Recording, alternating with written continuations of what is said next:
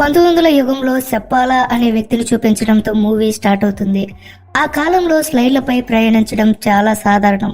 అప్పట్లో ఏదైనా వస్తువులను ఒక చోట నుంచి మరొక చోటకి షిఫ్ట్ చేయాలి అంటే స్లైడ్ యూజ్ చేసేవారు.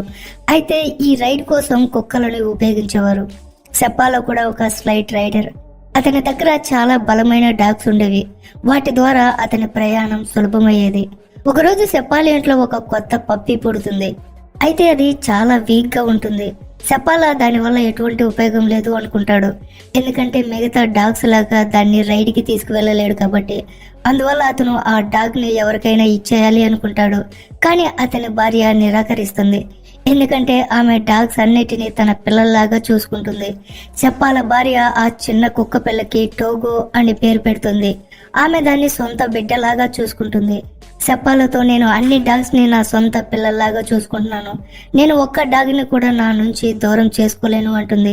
అలాగే టోగో చాలా చిన్నది కాబట్టి మనం దానికి అవకాశం ఇవ్వాలి. అంత తొందరగా నిర్ణయానికి రాకూడదు అంటుంది. సెప్పాలా ఇష్టం లేకపోయినా భార్య మాట వింటాడు. సమయం గడిచే కొద్దీ టోగో పెరిగి పెద్దదవుతుంది. అలాగే అది చాలా నాటి. సెప్పాలా భార్య ఎప్పుడు టోగోని స్లైడ్ రైడ్ కి తీసుకుని వెళ్ళు అంటూ ఉండేది. కానీ సెప్పాలా టోగో చాలా వీక్ ఉంది, అది స్లైడ్ రైడ్ లో సర్వైవ్ అవ్వలేదు అంటాడు. ఒకరోజు సెప్పాలా టోగోని తన ఫ్రెండ్ కి ఇచ్చేస్తాడు. కానీ సెప్పాలా భార్యకి తెలుసు టోగో ఎంత రాక్షసునో. దాన్ని ఎవరు ఇంట్లో ఉంచుకోలేరు. అయితే అనుకున్నట్లుగానే జరుగుతుంది. తర్వాత రోజు అతను టోగోని తిరిగి తీసుకుని వస్తాడు. ఈ డాగ్ రాక్షసిని నేను నా దగ్గర ఉంచుకోలేను అంటాడు.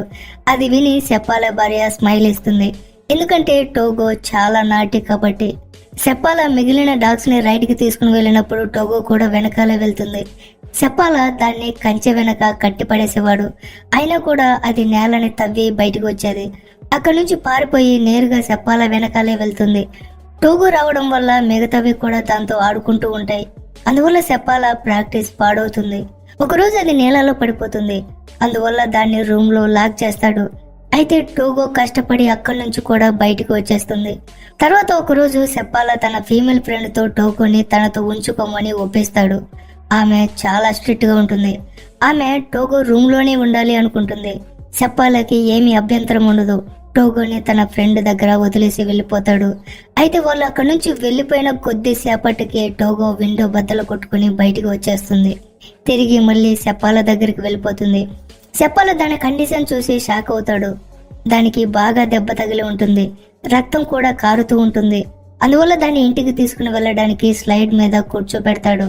కానీ అది స్లైడ్ మీద కూర్చోదు. మిగతా వాటిలాగా పరిగెట్టాలి అనుకుంటుంది. చాలా ప్రయత్నం చేసినా కూడా టోగో స్లైడ్ మీద కూర్చోదు.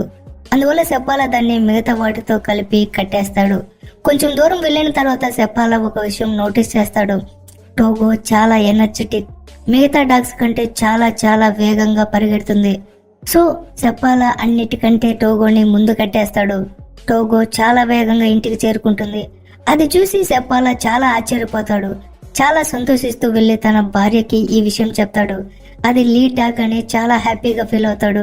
సెప్పాలా భార్య కూడా చాలా హ్యాపీగా ఫీల్ అవుతుంది. సెప్పాలా టోగో వల్ల చాలా స్లైడ్ రైడ్స్ విన్ అవుతాడు.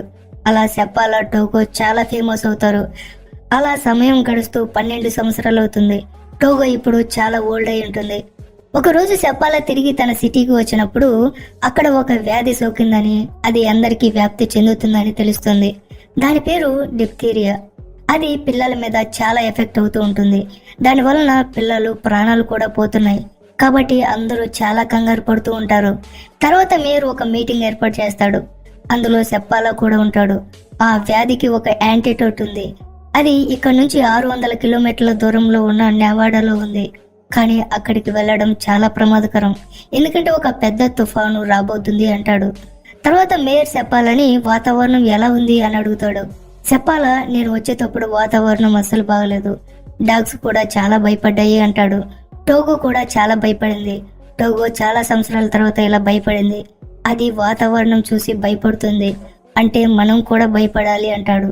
తర్వాత సెప్పాలా అక్కడి నుంచి వెళ్ళిపోతాడు. దారిలో ఒక డాక్టర్ లిఫ్ట్ అడుగుతాడు. అప్పుడు సెప్పాలా తన స్లైడ్ మీద హాస్పిటల్లో డ్రాప్ చేస్తాడు. హాస్పిటల్లో చాలా మంది పిల్లలు వ్యాధి బారిన పడి అవస్థ పడటం సెప్పాలా చూస్తాడు. మెడిసిన్ తీసుకుని రాకపోతే పిల్లల ప్రాణాలు పోయే ప్రమాదం ఉంది. అదంతా చూసి సెప్పాలా ఆలోచనలో పడతాడు. ఇంటికి వెళ్లి భార్యతో నేను మెడిసిన్ తీసుకురావడానికి తప్పకుండా వెళ్తాను, టోగోని కూడా నాతో పాటు తీసుకుని వెళ్తాను అంటాడు. సెప్పాల భార్య టోగోకి ఇప్పుడు 12 సంవత్సరాలు వచ్చాయి, మీరే అన్నారు ఇప్పుడు టోగో అంత స్ట్రాంగ్ గా లేదు అని అంటుంది. పైగా వాతావరణం కూడా బాగాలేదు, మీరు దాని సావుకి కారణం కాకూడదు అనుకుంటున్నా, మీరు జీవితాంతం ఈ విషయంలో బాధపడాల్సి వస్తుంది అని చెప్తుంది. అయినా కూడా సెప్పాల టోగోని వదిలి వెళ్ళాలి అనుకోవడం లేదు.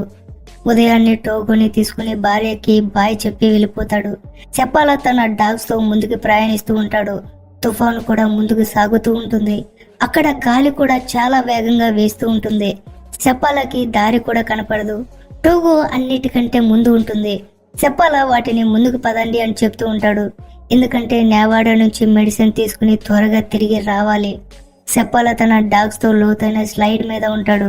అదే టైంలో టోగో అక్కడ ఆగిపోతుంది. అయితే సెప్పాలకి ఏమీ అర్థం కాదు. టోగో భయంకరమైన తుఫాన్లో కూడా ఆ స్ట్రామ్ ని చూస్తుంది, అందువల్ల అది అక్కడే ఆగిపోతుంది. సో వాళ్ళు బ్రతికిపోతారు. సెప్పాల టోగో కాలికి పెద్ద గాయమయ్యే రక్తం కారుతూ ఉండడం చూస్తాడు.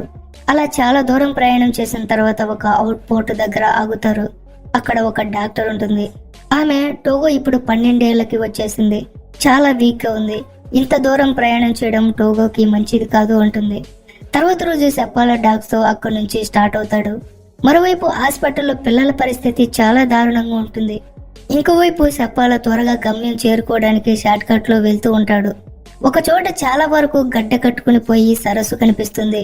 ఇంకోవైపు తుఫాను ముంచుకొస్తుంది. అయినా కూడా సెప్పాల భయపడడు. తన డాగ్స్ తో ముందుకు సాగండి అని చెప్తాడు. అవి చాలా వేగంగా ముందుకు సాగుతూ ఉంటాయి. మంచుగడ్డలు కదులుతూ ఉంటాయి, అయినా అవి వేగంతో ముందుకు వెళ్తూనే ఉంటాయి.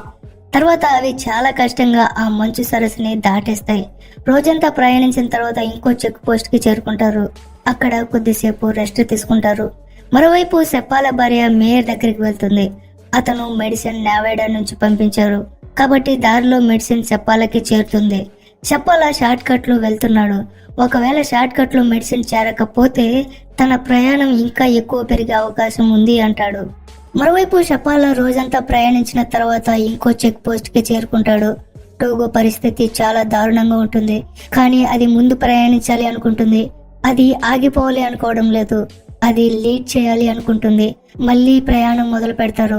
సెప్పాలకి షార్ట్ కట్ లో మెడిసిన్ చేరకపోతే ఇంకా ప్రయాణం ఎక్కువ కావచ్చు. అయితే సెప్పాల చాలా అలసిపోయి ఉంటాడు. అతని కళ్ళు మూసుకుపోతూ ఉంటాయి, కానీ తన డాగ్స్ మెరుపు వేగంతో ముందుకు సాగుతూ ఉంటాయి.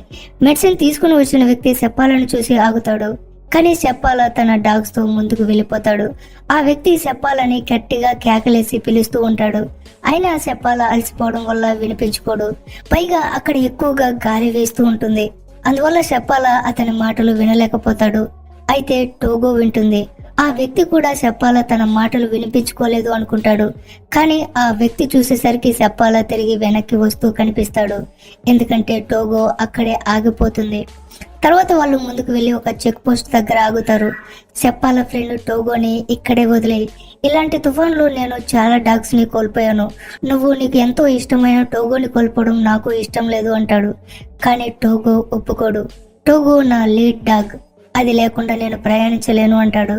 తర్వాత సెప్పాల తన డాగ్స్ తో ప్రయాణం మొదలు పెడతాడు. మళ్ళీ ఇప్పుడు వాళ్ళ ఎదురుగా నిన్న దాటి వచ్చిన మంచు సరస్సు ఉంటుంది. ఇప్పుడు ఆ మంచు కదులుతూ ఉంటుంది. వీళ్ళు ఇప్పుడు ఈ మార్గంలో వెళ్ళకపోతే వాళ్ళ ప్రయాణం ఇంకో రోజు పెరుగుతుంది. సో సెప్పాల అదే దారిలో వెళ్ళాలని డిసైడ్ చేస్తాడు. డాగ్స్ తో ముందుకు సాగండి అని చెప్తాడు. డాగ్స్ అన్ని చాలా వేగంగా ముందుకు సాగుతూ ఉంటాయి. ఆ మంచు సరస్సు నుంచి నీళ్లు కూడా రావడం మొదలవుతుంది. వాళ్ళు ఆ సరస్సులో మునిగిపోతే అందరూ చనిపోతారు. అయితే డాగ్స్ స్పీడ్ వల్ల చాలా కష్టపడి తీరానికి చేరుకుంటారు. వాళ్ళు మంచు గడ్డ మీద నుంచి అవతలి ఒడ్డుకు చేరుకునేలోపు అది విరిగిపోయి వేరవుతుంది. సెప్పాల వెంటనే టోగోని ఒడ్డు వైపుకి విసిరేస్తాడు. ఆ మంచు గడ్డని లాగమని చెప్తాడు. టోగో చాలా గాయపడినప్పటికీ దాని బలమంతా ఉపయోగించి అందరినీ ఒడ్డుకు చేరుస్తుంది. సెప్పాల అక్కడి నుంచి ఒక చెక్ పోస్ట్ కి వెళ్తాడు. అక్కడ అదే లేడీ డాక్టర్ ఉంటుంది.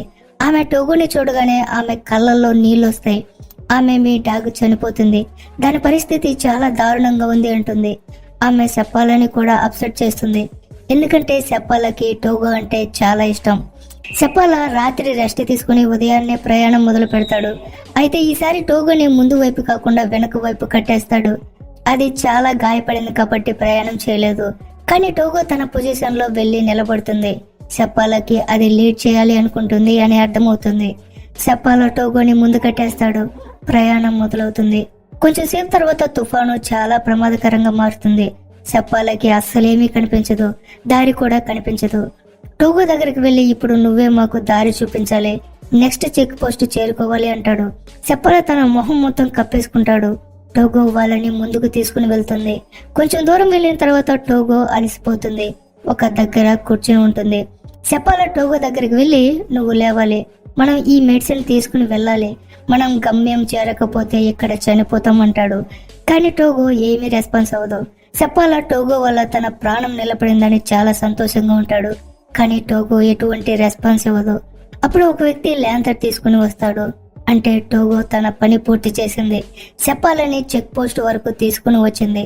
సెప్పాల చాలా హ్యాపీగా ఫీల్ అవుతాడు. టోగో వల్ల అందరి ప్రాణాలు నిలబడ్డాయి. అందరూ లోపలికి వెళ్ళిపోతారు. అయితే టోగో ఆరోగ్యం సరిగ్గా ఉండదు. దాని ఆరోగ్య పరిస్థితి చాలా ఘోరంగా ఉంటుంది. అయితే అక్కడ ఎడ్ అనే వ్యక్తి ఉంటాడు. అతన్ని సెప్పాల భార్య పంపింది. అవుట్ పోస్ట్ లో త్వరగా మెడిసిన్ తీసుకుని ఇక్కడికి రమ్మని పంపి ఉంటుంది. ఎందుకంటే అక్కడ పిల్లల పరిస్థితి బాగుండదు. రాత్రి అందరూ రెస్ట్ తీసుకుంటారు. ఉదయాన్నే ఆ వ్యక్తి మెడిసిన్ తీసుకుని బయలుదేరతారు. కొంచెం సేపు తర్వాత నోమ్ సిటీకి చేరుకుంటాడు. అక్కడ ఒక రిపోర్టర్ ఎదురు చూస్తూ ఉంటాడు.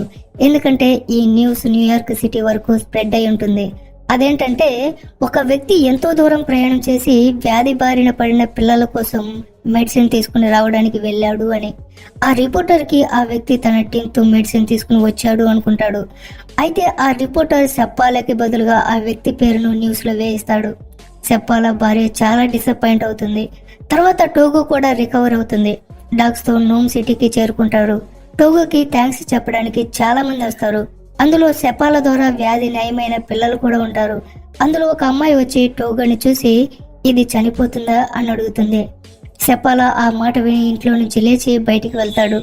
అప్పుడు అతని భార్య కూడా వెనకాలే వెళ్తుంది. సెప్పాల ఈ రోజు టోగో ఈ పరిస్థితిలో ఉండడానికి కారణం నేనే అంటాడు. టోగోకి 12 ఏళ్ళు ఉన్నాయి, నేను దాన్ని నాతో తీసుకుని వెళ్ళుండకూడదు అంటాడు. సెప్పాల భార్య అదే ప్లేస్ లో ఇంకెవరైనా ఉంటే ఈ పని చేయగలిగే వాళ్ళు అంటుంది. సెప్పాల సైలెంట్ అవుతాడు. సెప్పాలకి తెలిసి ఈ ప్లేస్ లో ఎవరు ఉన్నా ఈ పని చేయలేరు అని. తర్వాత రోజు ఉదయం సెప్పాల తన డాగ్స్ తో ప్రాక్టీస్ కి వెళ్తూ ఉంటాడు. టోగో అది చూసి మిగతా వాటితో పాటు బయటికి వెళ్ళాలి అనుకుంటుంది. అది ఇంట్లో ఉండాలి అనుకోవటం లేదు. సెప్పాల అది అర్థం చేసుకుంటాడు. అది స్లైడ్ లాగాలి అనుకోవడం లేదు. అది సెప్పాలతో టైం స్పెండ్ చేయాలి అనుకుంటుంది. కొన్ని రోజుల తర్వాత టోగో నార్మల్ అవుతుంది. సెప్పాల తన భార్య టోగోతో కలిసి లాంగ్ జర్నీకి వెళ్తాడు. 2 సంవత్సరాల తర్వాత టోగోకి కొన్ని పిల్లలు పుడతాయి. చాలా మంది వాటిని కొనుక్కోవడానికి వెళ్లేవాళ్ళు. ఆ పిల్లల బ్రీడ్ కి ఒక కొత్త పేరు పెడతారు. ఆ పేరు సెప్పాల సెబేరియన్. తర్వాత 1929లో టోగో చనిపోతుంది. ఆ తర్వాత కూడా సెప్పాల డాగ్స్ ని ట్రైన్ చేసేవారు. అయితే టోగో ఆ సిటీలో చాలా ఫేమస్ డాగ్. ఈ ప్రపంచంలో అన్నిటికంటే అత్యంత అంకిత భావంతో విశ్వాసంగా ఉండేది, ఎంతగానో ప్రేమించేది డాగ్స్ మాత్రమే అని ఈ మూవీ ప్రూవ్ చేసింది. ఈ సీన్ తోనే మూవీ ఎండ్ అవుతుంది.